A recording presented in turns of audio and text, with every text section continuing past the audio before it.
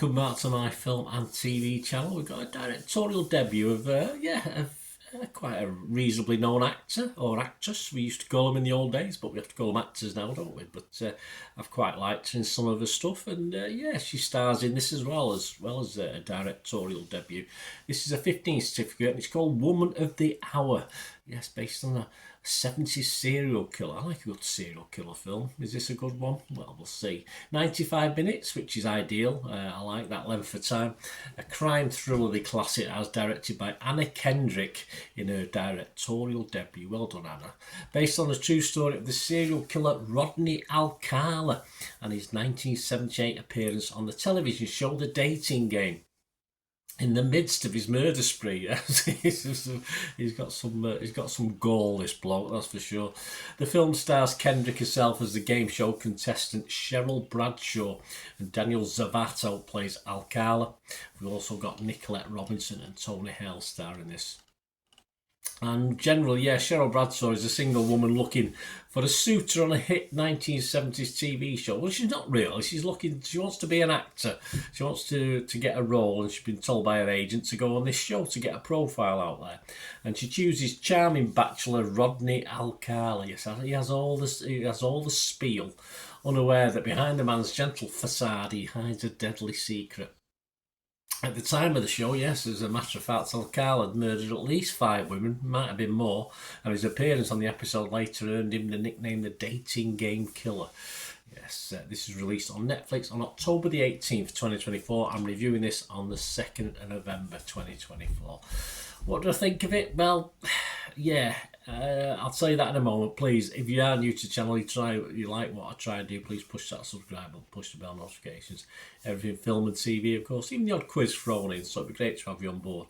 And if you do check through the channel, you'll see stuff on my football team, Manchester City, as well. So that's of any interest. Have a look at that, or even also you might be interested. Give me a kick in my direction.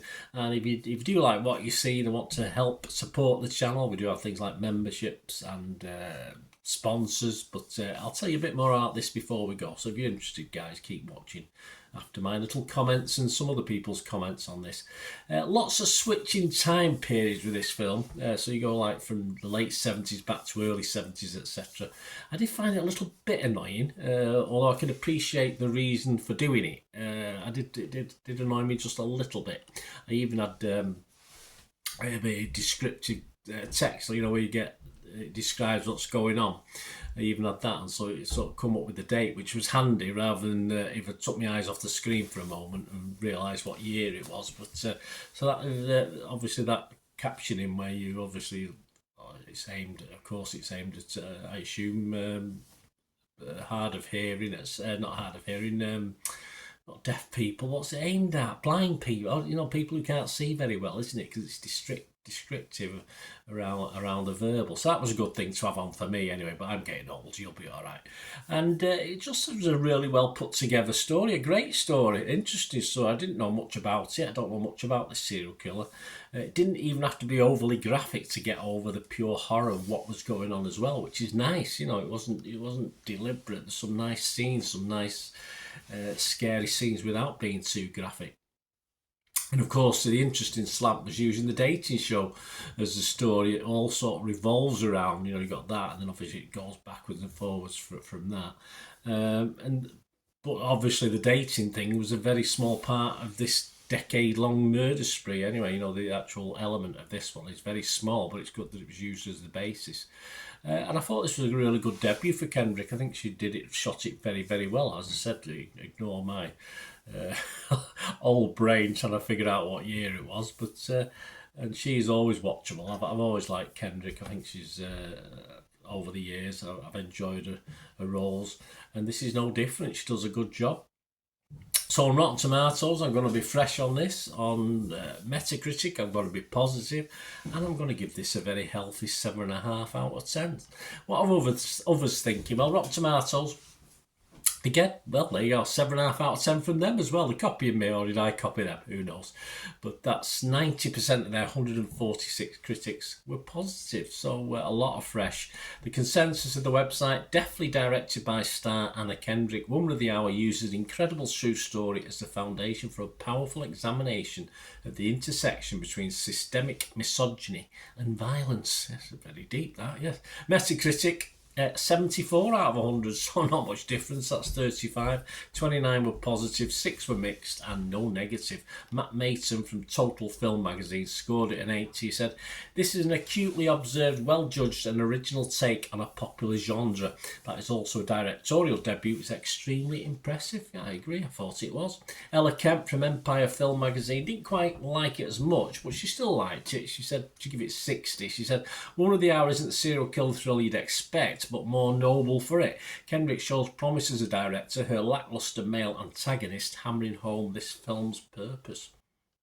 Metacritic users, 6.4 out of 10.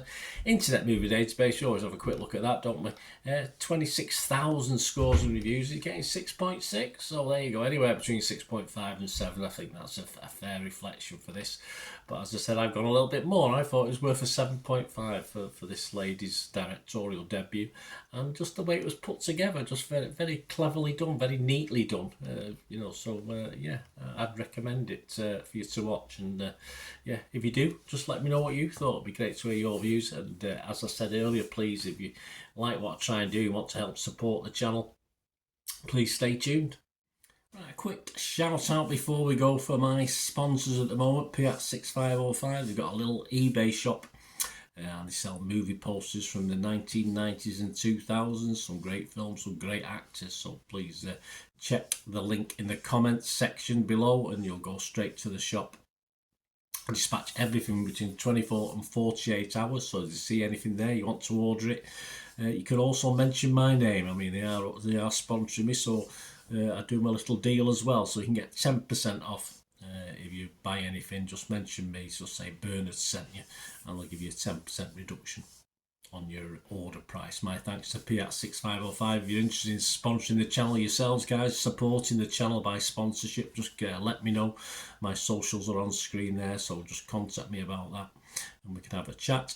Other ways to help me out, guys, if you watch the ads, if the ads on this, YouTube ads, that helps in a very little way, but it all helps. It all, watch the pennies and pounds look after themselves, they say, don't they? Or the pennies or the 10p's look after themselves. But if you watch the ads or follow the links on the ads as well, that's always a nice way to support the channel. If you sort of hang on for it, I've done that. I watched other people's and followed the ads, just something I fancied, which does happen from time to time. Of course, you can support me by pushing that subscribe button as mentioned earlier, and that's of course pressing the button so you know when these vlogs are coming out. And of course, I'm always interested in your opinions, and of course, if you can give us a like, that'd be wonderful as well. So thanks for watching, guys. Hopefully I'll join you very, very soon with something else. Until we meet again, I'll never ask one thing, don't I? Please stay safe, everyone. Bye for